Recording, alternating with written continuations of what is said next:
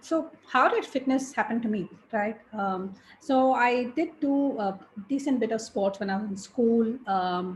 Didn't do much when I got into engineering school. Um, After that, got married early, and then life goes on.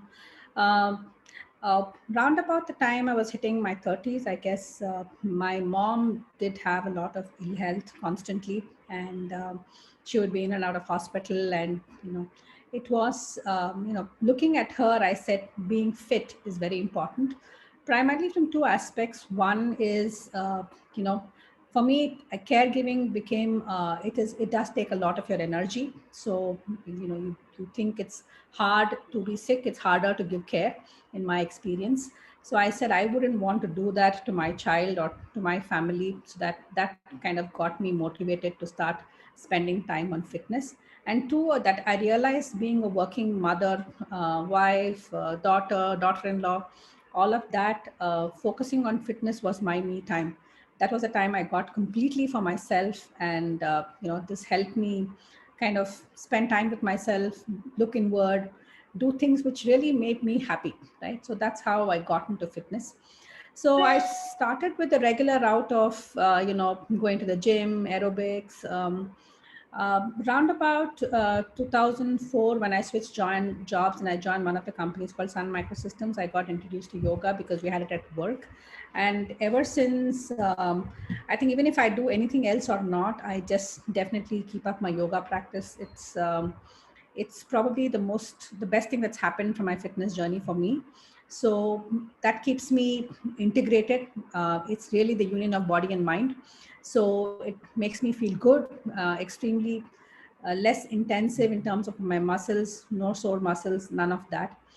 And from there, about 2013, we were at an offsite for work, and one of my colleagues said, "Would you like to run?"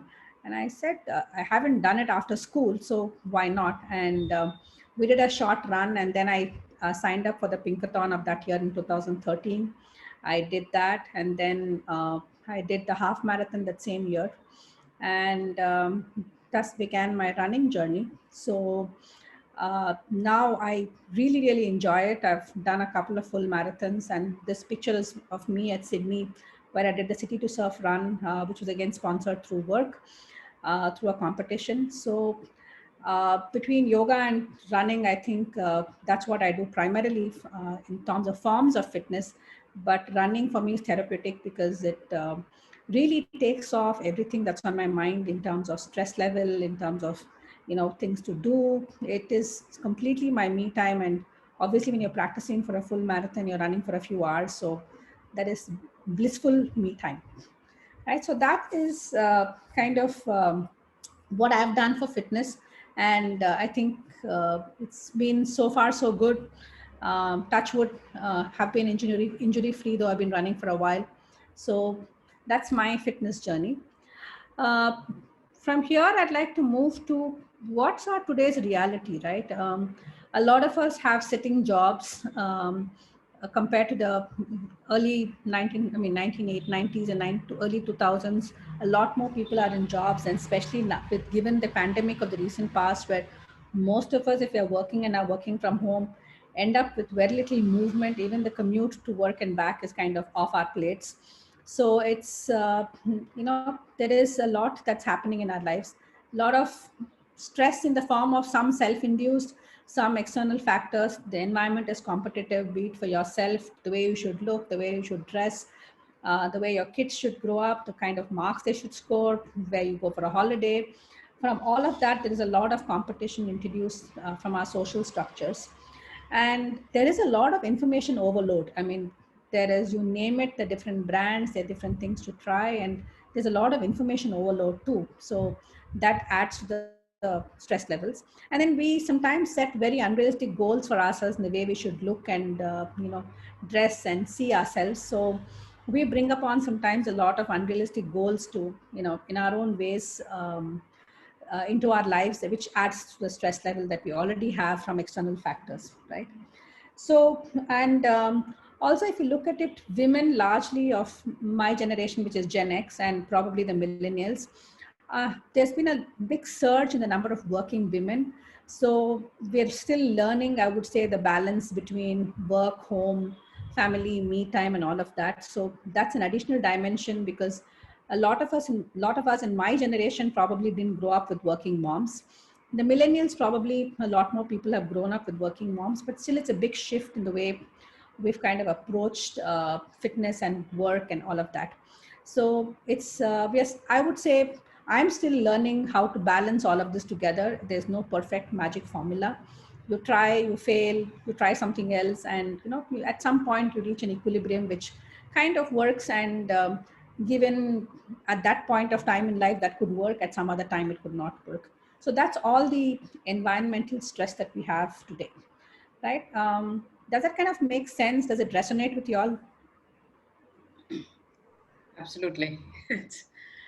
And I think there are too many things out there which we are supposed to do, and you run around with the kids, you travel them from one to the other, they themselves get stressed out. So yes, Yeah. there is way too much today out there to do. And I do think Yeah. fitness has to, be fit in there somewhere, and that shouldn't be stressful as well. Yep. Yep. So that's where it is. And then from there, when you look at the kind of food that we all eat, I'm sure all of us get dime a dozen tips. We're exposed to all the healthy eating tips, and there's a gazillion diets that you see every day through Instagram, Facebook, social media, WhatsApp groups.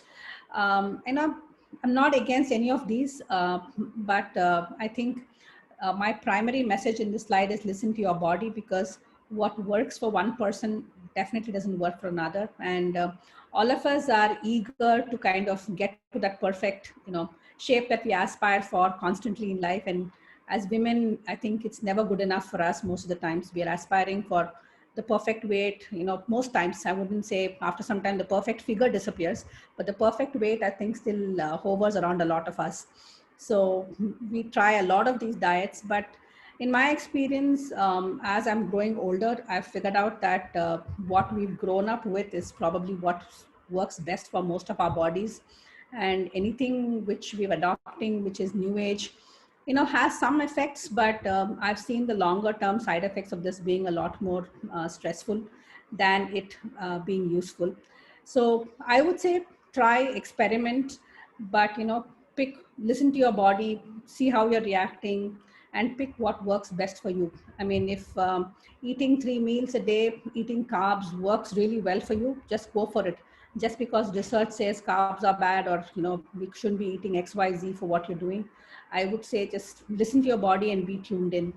That works best. And there's a lot of arguments on both sides of the house in terms of what works well and what doesn't work well. There's one Dr. Hegde who I listen to regularly, and he's constantly, trashing off theories in terms of, anything that is adopted from the West, because we structurally are not built that way. We're genetically different, and it doesn't seem to work well for our ecosystem also. So I would say pick what works for you. And I really like this quote. It said, healthy is an outfit that looks different on each one of us. Some of us might look healthy, and feel healthy being a couple of kilos overweight. Some of us being really skinny could feel healthy and look different. So just pick your outfit, right? Uh, Moving from there, along with food, personally, I felt breath is a big part of keeping yourself fit. I've done, like I said, I've done yoga for a long time now, and leading stressful lives automatically means your breath patterns are altered, and you can observe it when you are at ease and when you are stressed out. If you just focus on your breathing, you will sense a huge difference in the breath patterns. So anything we can do to kind of improve our breath through the form of exercise, we do yoga, we do meditation, improving your breath by doing a nice dance form or walking in open air, taking a trek, whatever works for us, right? I would say, stay in touch with your breath, because that is really integral to keeping your mind and body fit. As much as you can go to a gym and do aerobics and pump weights, all of that to keep your body fitter, but not focusing on breath is not allowing it to integrate. So this becomes as integral like food to keep you fit for a long time. Because fitness for me is like a marathon. It's not something that you do today and forget tomorrow morning. If you start on this journey, it stays with you for a lifetime. So, go steady, consistent, and I think in that role, breath becomes very, very important. I'll pause here just to see if anybody has any views to share.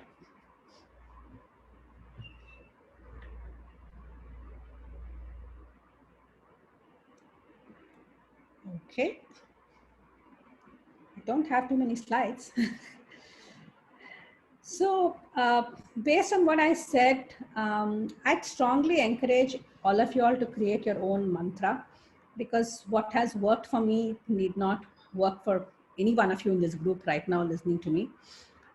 Because each of our personal situations are different, our personal life situations, work situations are different, demands of our time are different. And what worked for me in my 30s might not work for me in my 40s, might not work for me in my 50s. uh, as kids grow up, I right now have a lot more time, so I can experiment a lot more than I did when I was in my early 30s, when I was juggling too many things in my hand. So, you know, don't sweat about, is this the perfect formula?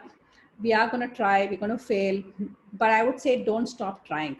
Keep trying, get back at it. Even if you go off track and don't do any fitness for a little bit while, don't completely give up on it. Just go back, start all over again. It's okay, because nobody has a perfect successful graph of doing fitness throughout their life unless you're doing it for a living, right? It means you're actually just, that's the only primary thing you're doing and nothing else. If you're juggling that with everything else you're doing in life, we are all going to go off track and come back. But I say create your own mantra. Focus on what works for you in terms of food, breath, exercise routines. I mean, set realistic goals. Saying I'll exercise for all 7 days of the week, 365 days of the year, might work for a short time, but if you want to carry it lifelong, believe me, it's going to be very hard. I really appreciate somebody who can do that, but I'll say start with realistic goals of 3 to 4 days a week. So you'll stay at it instead of it becoming a burden. And it's okay for a 15 days vacation if you don't exercise, if you don't feel like it, you want to take a break, it's perfectly fine. This is still a passion. It should not become obsessive so that it starts ruining your life, right?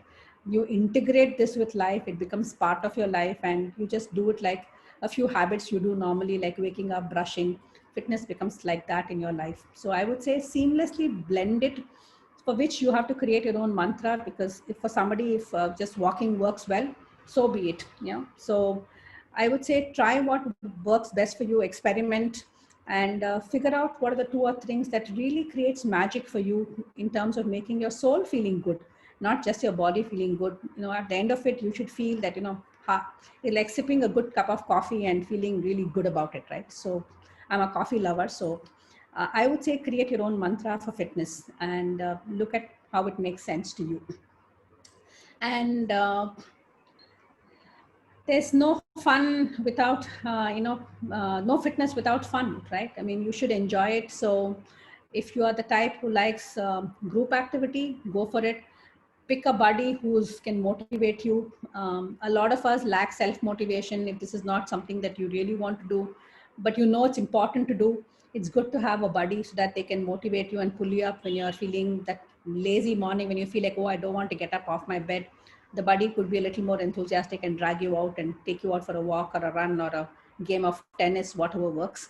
So I would say, make it fun. And being part of a group also gives you a little more social connect, to exchange some views. It also, increases your happy hormones. So it makes it, good to do activity. So have fun with it. Just, there's no point in just doing fitness because it's like a chore, you tick it off your list. Make it fun so it's sustainable, and then you really will make it a habit when it becomes fun. I will pause here, because at the end of this, I just wanted to leave you all with, every accomplishment starts with a decision to try, right? If you don't make the decision to try, I think we're not going to accomplish anything in life. And this kind of applies to everything we do in life. And fitness is no exception to that. Rekha asked me to kind of touch on marathon practice. So I've been, running marathons for now almost 6 years. And till the very recent time, I've been doing it mostly alone with tips from friends who've been doing it on their own. I mean, as part of groups. The only reason I haven't really joined a group is it's sometimes hard to keep up with group pressure when you're a working person with running a family and running everything else in your life. So I've said, it gives me a lot more flexibility to be doing this by myself. So I typically, if it's, you start with small distances, see what works well, and then you pick your distance. Don't push yourself because, somebody else is doing a long run, and listen to your body, most importantly. Don't do anything which is going to be harmful, and take baby steps. In terms of timelines for running, it's a huge mad race out there to improve your timelines, but my competition is just me. If I've done 2 minutes better than what I did last time, I'm completely thrilled with it. Somebody else could have done way better than I did, but it's okay. So it's just me is my competition here. So that's how I've gotten along this journey of running without injury. And one definite tip I'll give is, it's hard to run however slim or not slim you are if you don't focus on core fitness. So one essential part of having to run is keeping your core fit. If your legs are like the tires of the car, which allows it to move, your core is like the engine of the car, which allows you to run. So focusing on core fitness becomes very, very critical to have injury-free running. So that's what I've done, and that's where yoga plays such a huge role, because yoga does a lot to work on core fitness. So anybody who wants to take to running, happy to connect, happy to share notes, happy to motivate, any of that makes sense for you guys. So that's pretty much what I wanted to share, and I think Uhane as a brand, I think that I really love the concept. They're trying beautifully, because I so resonate with not having to always find the perfect fit, be it my runwear or be it other things that I have to buy.